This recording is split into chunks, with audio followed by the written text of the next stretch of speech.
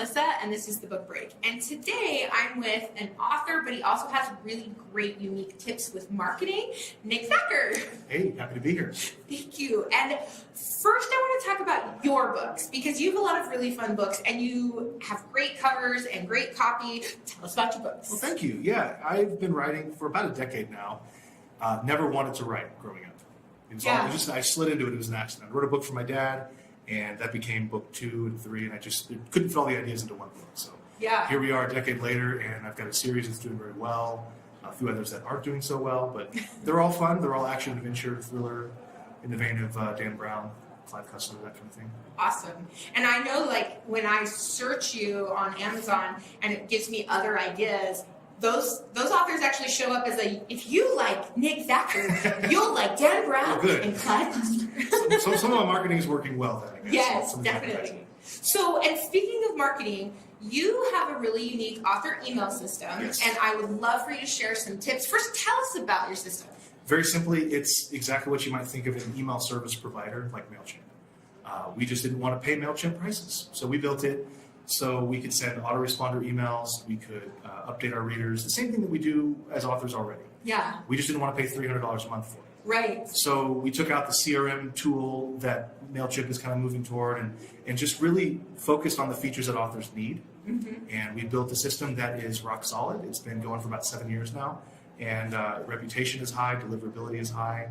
Every bit as good as any industry standard out there, but it's exclusively for authors. So what are some of the features that you offer with your author email system? Well, I guess the main one is really the benefit, not just a feature, but it's, like I said, exclusively for authors, meaning we don't have to deal with spammers. We don't have to deal with people internet marketers trying to get affiliate codes for this or that, which keeps the deliverability high and the reputation higher. And so by focusing on that, we can save a lot of money and then pass it along to the author. So the best feature of all is that it's for authors, meaning it's only, I think the bottom tier is $10.99 a month for up to 10,000 subscribers. 10,000 subscribers. That is a huge difference, because I know for a lot of folks, once you hit 1,000 subscribers, now you're paying higher prices. Right. I mean, somewhere in the realm of $30, $40, $50 a month for 2,500 subscribers, and then there's limitations on that. We don't have any limitations. It's whatever you can do with our email platform, you can do at 10,000 subscribers, at 20,000, whatever. It's all the same. That's great. So for those authors out there that are maybe newer to this idea, I think it's an important thing to explain. I'd love for you to explain, why would somebody need or use an author email system or any kind of email system rather than just sending it from their Google account, for example? That's a great question. I think before we can explain that, we have to understand why we want to send email in the first place. And there's a lot of reasons, but of course, to sell books is the main one. Right. We have to, send a note to people that says, hey, we've got a new book, go buy the book. You can do that with Gmail. You can do that with your private internet or email account, but you can only do that up to a certain point before they start saying, hey, you can't send bulk mail. And so then you have to get into the realm of what we're talking about, which is email service providers, email marketing systems, where you pay to send bulk mail, quote unquote, marketing mail. Yeah.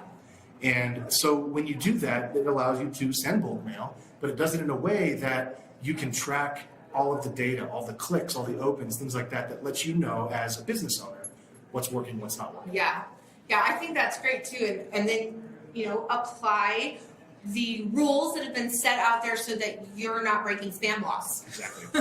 Which change daily, it seems like. GDPR is a term that gets thrown around. I don't even know what it stands for, but it's an acronym from the EU, from the European Union, so it doesn't have as much effect on the US guys. However, if we're sending to people in, European Union, then it does matter. So there's all these rules like that you have to keep up with.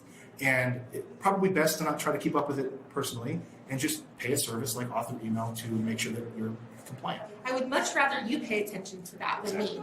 That's awesome. So another thing that I know you're an expert on is how to get people on your email list. So can you share some tips with how do our authors get people that follow them? Email readers, fans. There's as many ways to do it as there are books and authors in the world, but generally it falls into 2 categories. You can advertise to people, that's kind of the paid method, but then there's the category of free marketing methods, things like newsletter swaps, where you find an author in your genre and you ask them, hey, will you send my book to your people?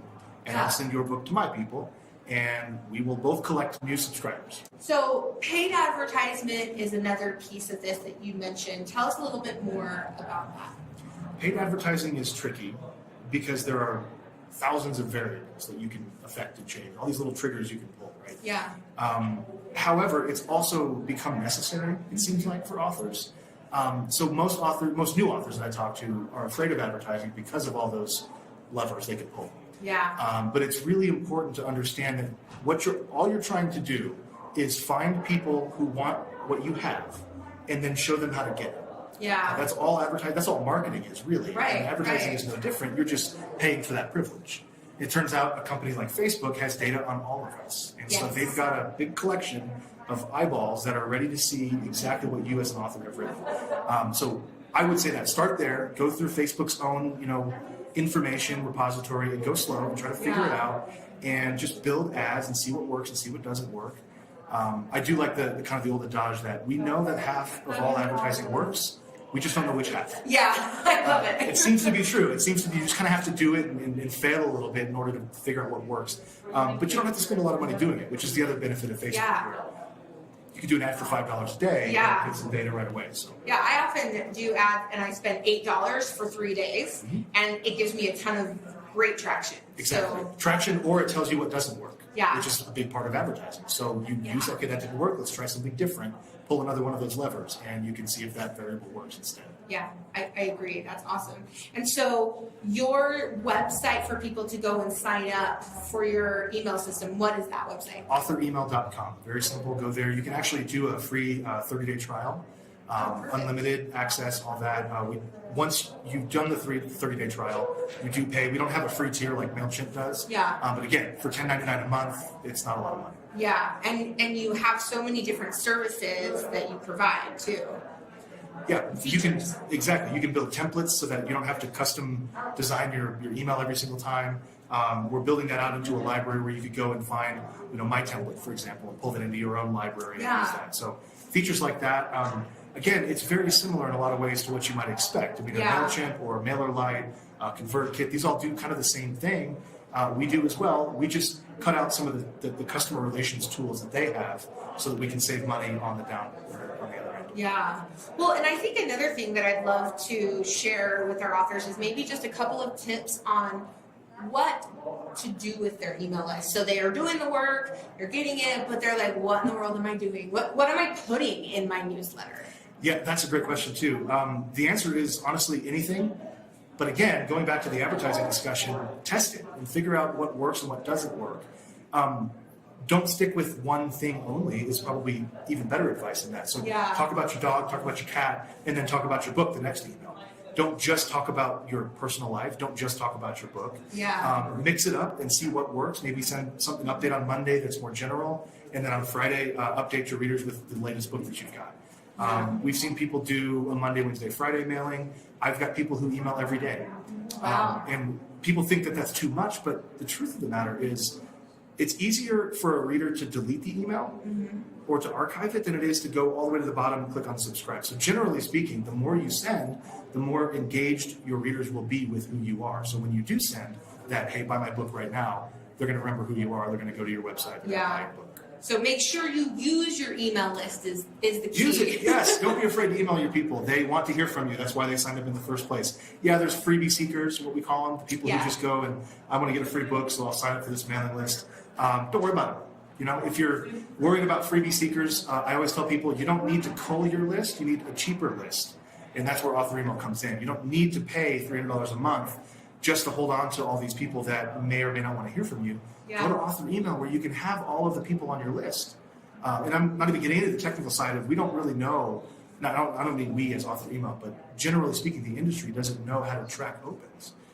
We have ways of doing it, but it's not at all effective or accurate. And Right. so I always tell people, don't cull your list. Don't delete people who you think may have not opened because they probably have, and you just don't know. That's great. I'm so glad to hear you say that because so many people do that. Yeah. So remember, don't do the culling. Don't do that. Don't delete the people. You don't need to cull your list. You need a cheaper list. That's Awesome. the soundbite part. That's great. Thank you so much, Nick. Yeah. And we're going to put up his websites and social media and I will say check out Nick Thacker on Amazon.com Definitely. or your favorite place to buy books. Definitely.